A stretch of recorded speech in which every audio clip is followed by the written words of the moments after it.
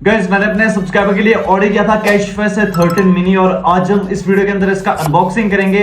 तो वीडियो को लाइक कर देना, चैनल को सब्सक्राइब कर देना। बाकी चलो जल्दी से इसको अनबॉक्स करते हैं। तो गाइस ये रहा 13 मिनी और चलो जल्दी से इसको अनबॉक्स करते हैं और देखते हैं कि ये फोन कैसा निकलता है।